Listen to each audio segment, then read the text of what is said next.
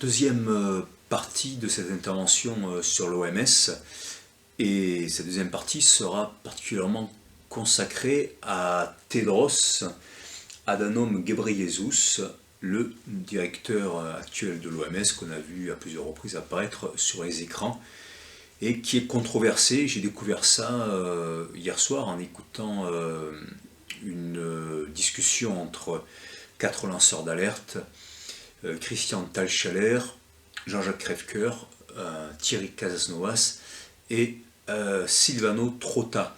Et donc c'est Christian Thalschaller qui à ce moment dit que le directeur de l'OMS est un terroriste, entre guillemets, c'est-à-dire que c'est quelqu'un qui a réprimé dans le sang des mouvements populaires dans son pays. Alors, j'ai décidé d'y voir plus clair, et je l'ai fait par des sources tout à fait officielles, et effectivement, ça pose vraiment question, mais malheureusement, ça confirme ce qu'il en est des grandes instances internationales, comme ça catapulté, comme référence. On ne sait pas d'où elles viennent, on ne sait pas pourquoi. Voilà, mais ça doit être la vérité ultime en la matière, alors que souvent c'est financé par des intérêts privés et dans des intérêts qui sont également en partie privés, et en faisant l'impasse sur d'autres méthodes de santé, en l'occurrence, qui pourraient être infiniment moins chères et donner une véritable santé et une véritable autonomie au peuple qu'on prétend aider. Alors, le premier article, c'est tiré de France Info, une dépêche AFP qui a été mise en ligne par France Info. Ça date du printemps 2017, puisqu'il est en poste depuis le Rhin. En fait, il est en poste depuis juillet 2017.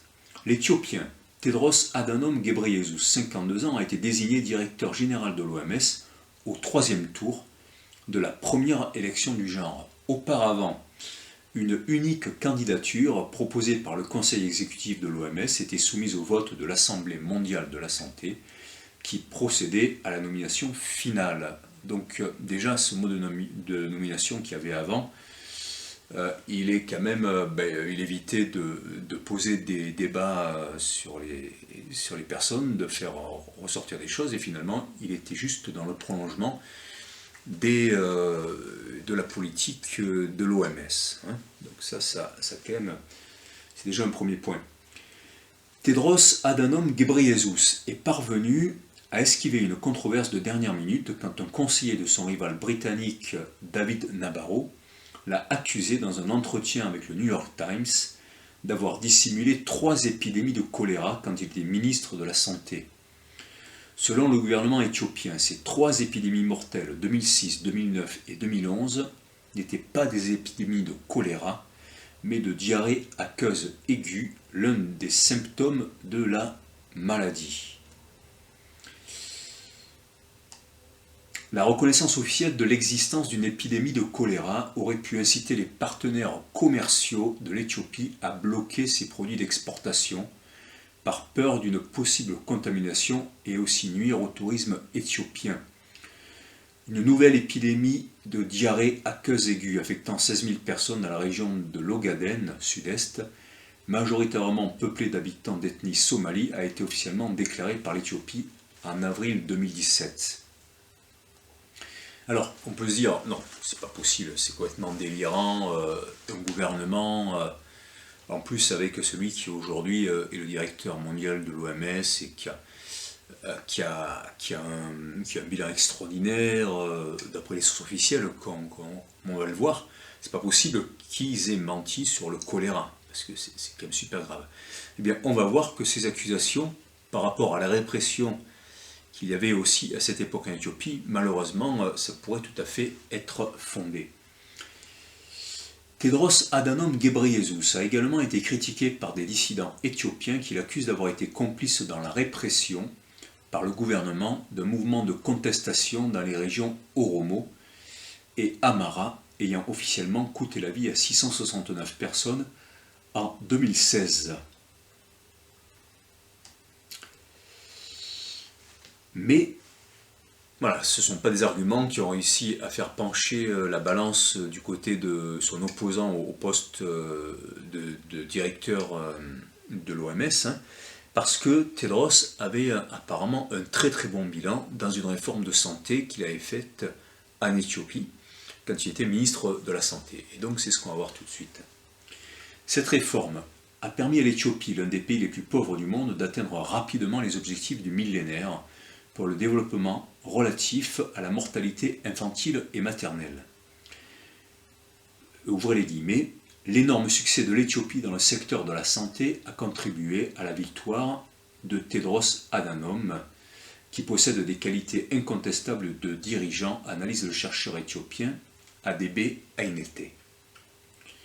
Ces résultats sont impressionnants, selon la rédactrice en chef de l'hebdomadaire éthiopien Capital. Oui, déjà, bon.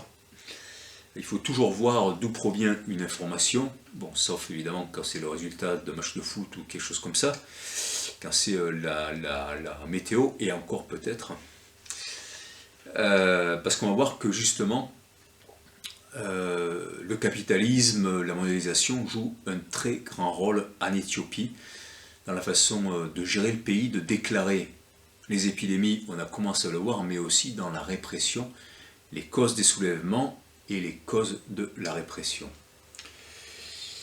Donc c'est la rédactrice en chef de l'hebdomadaire éthiopien Capital, Tegest Yilma, qui déclare ces résultats impressionnants, entre autres, et qui voit en lui un politicien tout à fait capable de gérer une telle organisation internationale, ça c'est clair, qui ne semble pas manquer d'autorité, y compris par la force, ni de langue de bois, quand il s'agit de préserver les intérêts commerciaux des partenaires de son pays ou de l'OMS, évidemment. Autre atout, Tedros Adhanom a présidé le Fonds mondial de lutte contre le sida, la tuberculose et le paludisme de 2009 à 2011. Malheureusement, on a vu qu'au moins pour le sida, eh bien, il y avait tellement de frais de déplacement des membres de l'OMS que finalement, eh bien, je crois que c'était le chiffre tiré du Monde, hein, une petite vidéo de 3 minutes du journal Le Monde sur la toile, eh bien 201 millions de dollars par an de déplacement pour 7000 employés, soit 28 000 dollars, 28 714 dollars, j'ai fait le calcul, utilisés pour les déplacements par les fonctionnaires, entre guillemets, de l'OMS, ce qui fait 2 fois plus que le budget contre le sida et l'hépatite réunis. Et bon, il n'est pas dit que Tedros a lutté contre cet énorme gaspillage d'argent, hein, alors qu'il y a quand même beaucoup de personnes qui sont en poste sur place, qui n'ont pas forcément besoin de faire énormément de déplacements, et que beaucoup de fonctionnaires de l'OMS sont sans doute extrêmement bien payés et pourraient se payer les déplacements tout seuls, voire payer ceux des autres si c'était vraiment des humanitaires, parce qu'il y a beaucoup d'humanitaires qui le font. Voilà, c'est un domaine que je connais un petit peu, pour avoir moi-même participé à des petits voyages comme ça, humanitaires, où j'ai payé mon propre billet, et pour connaître beaucoup d'humanitaires aussi. Alors, voilà. Mais, continue l'article du monde.fr, hein, qui est Tedros Adhanom, le nouveau patron de l'OMS. Le Monde continue ainsi, l'un des pires violeurs des droits de l'homme, entre guillemets. Malgré ce parcours honorable, le personnage est néanmoins très controversé en Éthiopie même. Pendant la campagne, un certain nombre de tweets ont fleuri dans le hashtag NoTedros4 WHO, c'est-à-dire World Health Organization, non à Tedros, à l'OMS. Tedros Adhanom était en effet ministre des Affaires étrangères 2012-2016. Donc déjà ministre des Affaires étrangères, c'est un poste clé, parce que c'est un poste où on contrôle à la fois l'information qui rentre et qui sort, et les contrats. Voilà, la diplomatie. Et donc c'est extrêmement important pour l'image qu'on donne du pays, ou qu'on donne d'autres pays, et dans un contexte de mondialisation, et on verra que l'Éthiopie est très mondialisée, c'est très important. Lorsqu'une vague de manifestations des ethnies Oromo et Amhara, représentant près des 2/3 de la population, a secoué l'Éthiopie. Réprimée dans le sang, la contestation a fait plusieurs centaines de morts et elle a mené à l'instauration le 9 octobre 2016 de l'état d'urgence qui est toujours en vigueur. Malheureusement, le journal Le Monde là ne dit pas pourquoi les populations se révoltaient. On va voir qu'effectivement, eh bien, ça pose problème pour un journal qui lui-même appartient à des groupes capitalistes et mondialistes de parler de ça. La journaliste Riot Alemou, incarcérée pendant plus de 4 ans dans les geôles éthiopiennes et aujourd'hui en exil aux États-Unis, décrit le nouveau directeur général comme, ouvrez les guillemets, l'un des pires violeurs des droits de l'homme, fermez les guillemets. Dans une lettre adressée à l'OMS, elle dénonce le manque de soins médicaux en prison et le refus de lui administrer des médicaments contre la douleur, alors qu'on lui avait diagnostiqué une tumeur du sein. Pour elle, élire Tedros Adhanom à la tête de l'institution risque de ternir la réputation et la crédibilité de l'OMS. De son côté, Frank Achal, directeur de l'Africa Tobacco Free Initiative, donc une association qui lutte pour débarrasser l'Afrique du tabac, et qui déclare « Le docteur Tedros est davantage un homme politique qu'un spécialiste de la santé » et Frank Achal reproche à Tedros d'avoir soutenu des accords entre le gouvernement éthiopien et le groupe Japan Tobacco International, alors que l'OMS a fait de la lutte anti-tabac l'un de ses combats. Voilà, effectivement, là ça fait un peu tâche. Bon, on continue. Accusation compromettante. La campagne de Tedros Adhanom, qui compte plus de 231 000 abonnés sur Twitter, a également été marquée par les accusations compromettantes, démenties par l'intéressé, bien évidemment, d'un expert en santé publique, Lawrence Gostin, considéré comme proche de son concurrent David Nabarro, qui était donc le concurrent anglais à la tête de l'OMS de Tedros. Lawrence Gostin a accusé l'ancien ministre éthiopien de la Santé d'avoir passé sous silence 3 épidémies de choléra, ce qu'on a vu tout à l'heure, en 2006, 2009 et 2011, préférant n'en évoquer que le symptôme, la diarrhée aqueuse aiguë, un terme technique également employé pour désigner l'épidémie de diarrhée qui touche actuellement la région Somalie dans le sud-est de l'Angleterre. On est en 2017, là, et du coup, là aussi, eh bien, on dit en Éthiopie, non, c'est pas le choléra, c'est une diarrhée. Bon. Ces polémiques pourraient entamer l'image de l'OMS déjà vertement critiquée pour son apathie face à l'épidémie d'Ebola qui a tué plus de 11 000 personnes en Afrique de l'Ouest entre 2013 et 2016. Tedros Adhanom prendra ses fonctions le 1er juillet.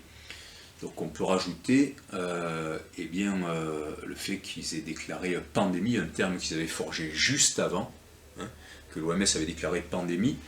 La grippe H1N1 est finalement déclenchée comme ça, même si elle se défend d'avoir incité les États à acheter des vaccins, et bien ça a quand même déclenché l'achat de dizaines, peut-être des centaines de millions de Tamiflu, un vaccin extrêmement dangereux.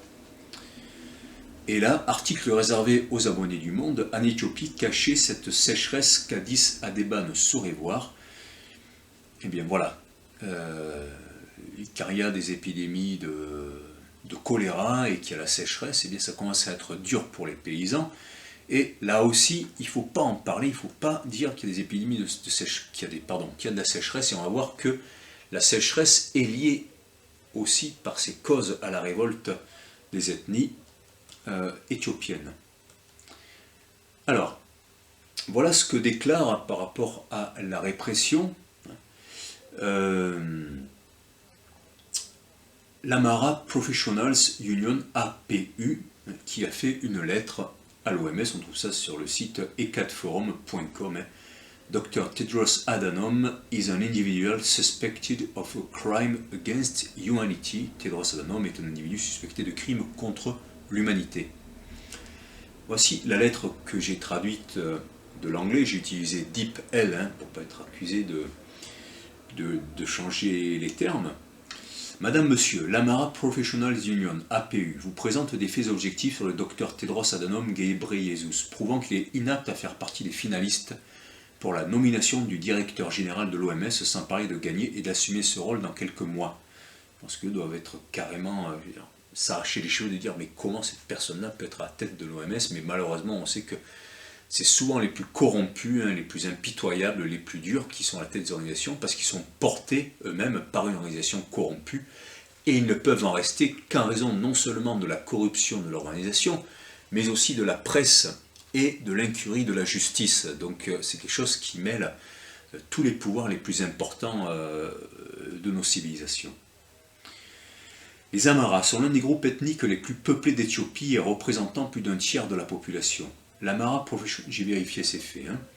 L'Amara Professionals Union, qui est un groupe de défense des causes liées aux Amaras, est une organisation civique basée à Washington DC, composée de médecins, de scientifiques, d'avocats et d'autres professionnels d'origine Amara du monde entier, organisée pour défendre les droits et les intérêts du peuple Amara contre les crimes odieux que l'actuel régime dirigé par le TPLF/EPRDF commis depuis plus de 25 ans.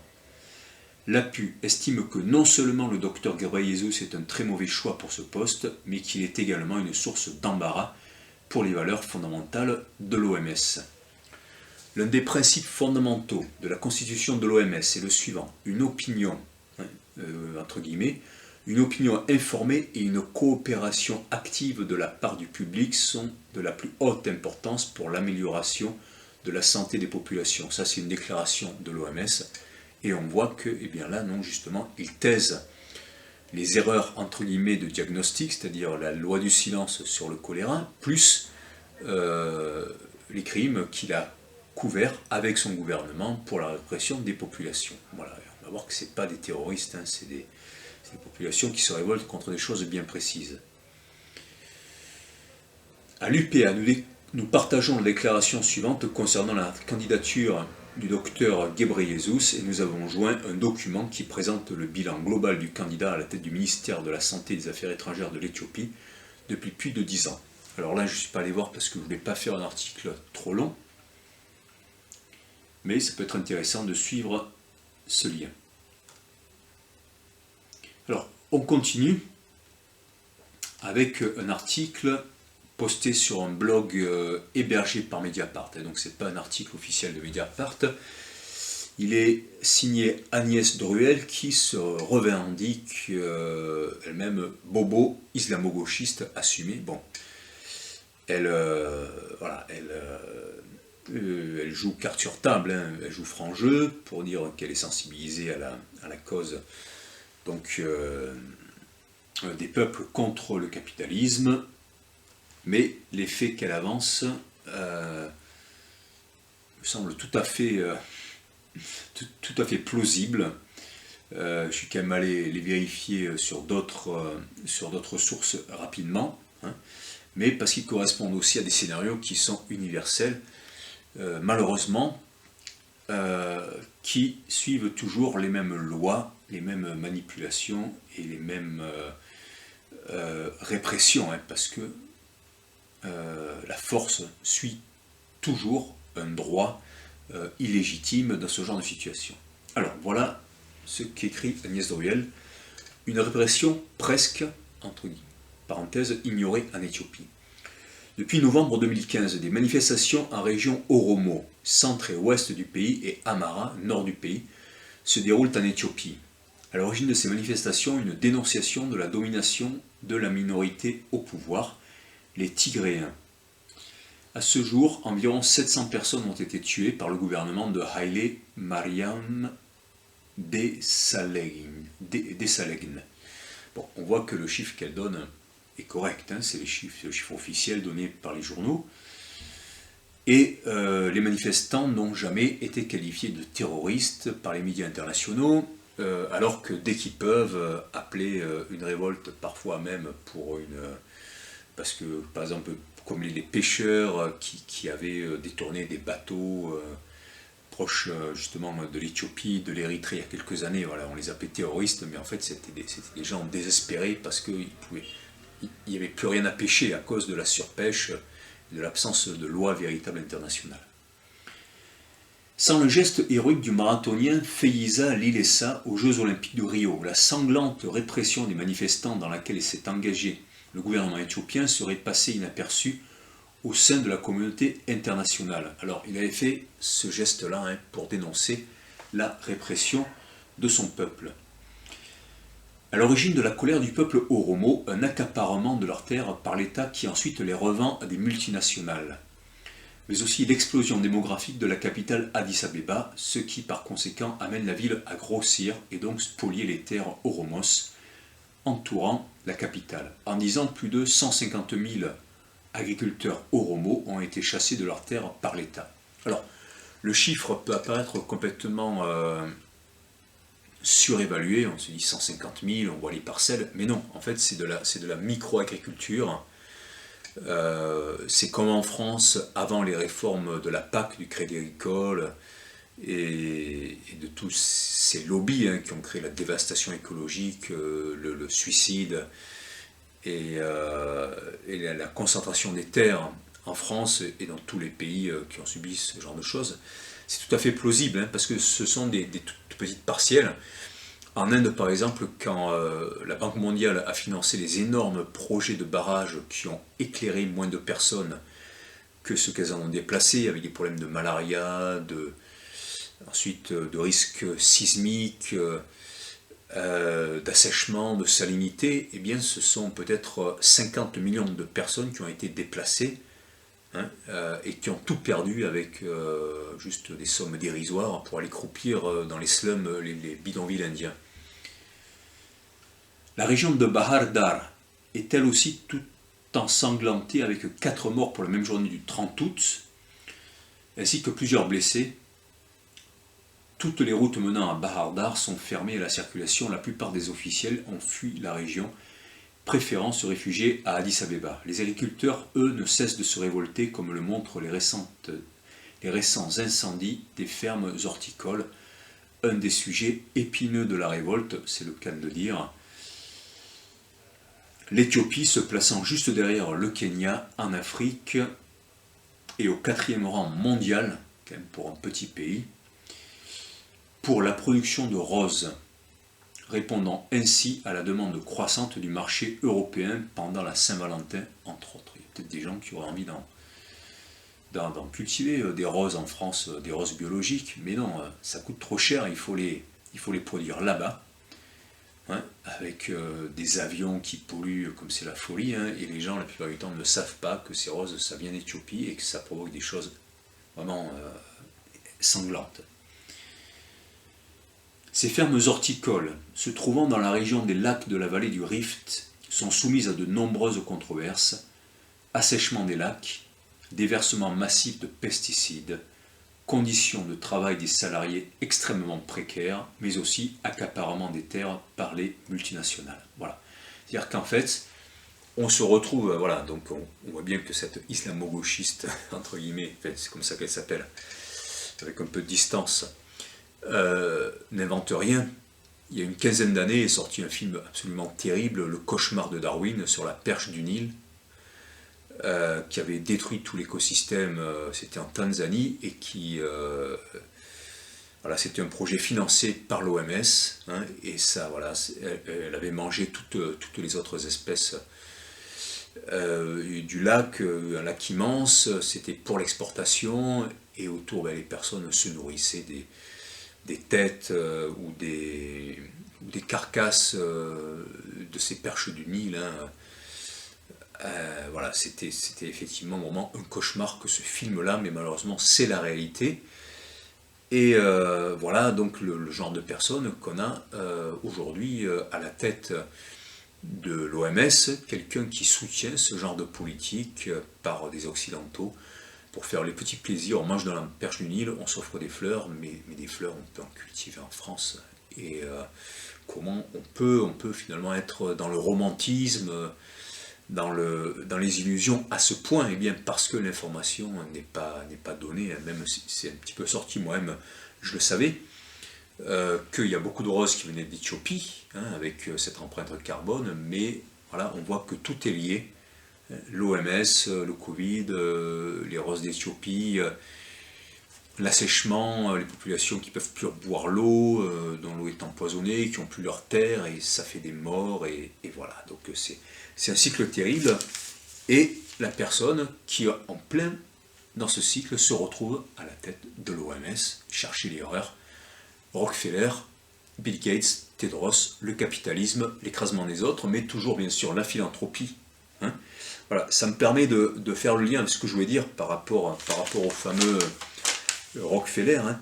Le premier Rockefeller qui s'appelait David, comme son fils, ils ont pratiquement vécu 100 ans tous les deux. Bon, donc c'était vraiment le mania du pétrole, c'est-à-dire que ça a été la première fortune mondiale, il régnait sur toutes les compagnies pétrolières aux États-Unis à la fin du 19e siècle.